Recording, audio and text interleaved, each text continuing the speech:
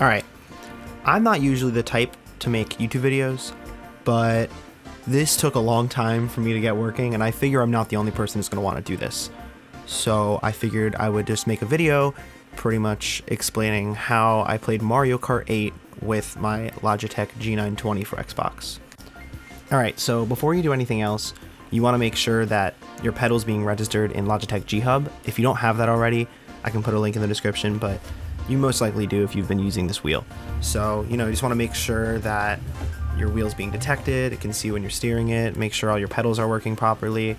I think there's a way to calibrate this. I'm honestly not really sure how, but I think if something's not working right, you can calibrate it. If not, though, that could be an issue with your wheel.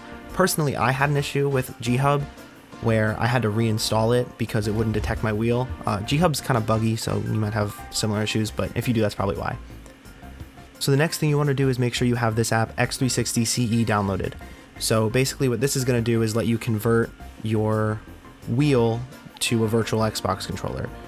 This one is a little bit buggy as well, but when you get it working, it's pretty good. So I already had mine added, but it stopped working, so you may actually have to repeat this step as well. First thing you want to do is click add, and then you'll see you might see two of your wheel at least, like I do here. If you do, just try adding one and see if it works. So the way you can see if it works is by trying to record, and it does not seem like it's working. So what we're going to do is we're going to add the other one, which I believe is that one, and then remove this old one. And now yes, now it's working. Okay, it saved all of my settings. So I'll show you really quickly how to do it. I don't have my D-pad map, so I'm going to do it with that. Literally all you do is you can either click on the actual controller to immediately start recording, or you can click down here, so like D-pad left, then you click record, and then you click D-pad left, and it'll map that. It actually seems like it's automatically mapping the whole D-pad, probably because this technically is an Xbox controller. This should also work on the PS3 version of this controller. I don't have one, so I couldn't really tell you for sure. How you map it, completely up to you. The few things I would recommend doing is making it as easy as possible for yourself.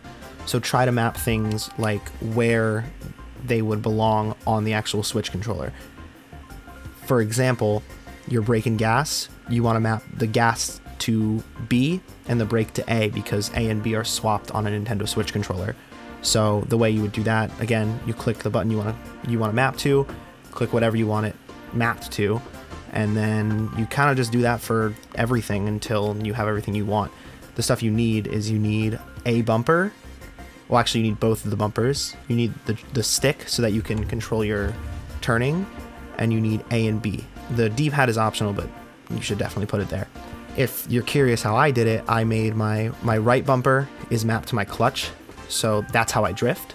My left bumper is mapped to my downshift paddle, the left one, because that's how I wanted to use items. And then I obviously have A and B mapped where they should be for go and stop, and then the wheel itself is mapped to the left joystick.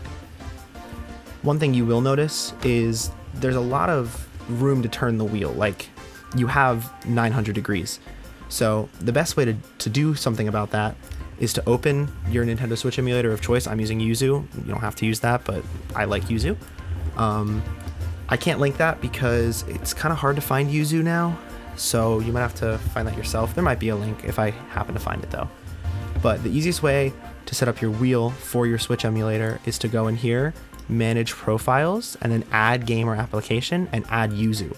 Then when you add Yuzu, come back into this edit menu, set your sensitivity to 100, your operating range to 180, your centering spring strength to 0, and turn on centering spring and non-force feedback games. That basically means it's going to be really easy to turn your wheel, and you can only turn it 90 degrees. And this is your full range of motion. So now that you're in Yuzu, what you want to do is go up here to emulation, click configure, and configure your controls. So now you would select the Pro controller. I mean, you don't really need to, but I would select the Pro controller. I haven't had any issues with that. And then for your input device, you want to select Xbox 360 controller 0. This is the virtual Xbox controller that X360 just created for you. You select that, and pretty much everything should be mapped on its own. You can check by pressing all the buttons and making sure they do what they're supposed to. And for me, it looks like they are. So I shouldn't have to map anything. I should be all good to go. Even some buttons I didn't map, like start and select, and the clicking the left and right joystick are already mapped to buttons on the controller, so that makes our lives a little bit easier. So once you're done doing that, click OK and launch your game, your legally dumped Mario Kart 8 copy, and it should just work right away. So you can't really tell, but I am playing with the wheel here. I'll have it make some noise so you can hear it. Yeah, so everything's working like it should.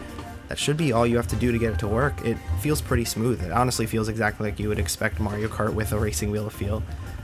You might notice it does feel a little bit weird that you don't have any force feedback or center spring or anything like that. And you can mess around with the center spring settings if you like. I kind of found that using centering spring felt sort of weird on this wheel, just because it kind of has like, it almost feels like there's a bump in the middle when you get it to 0 degrees, which I didn't like that, but you might find that that's better.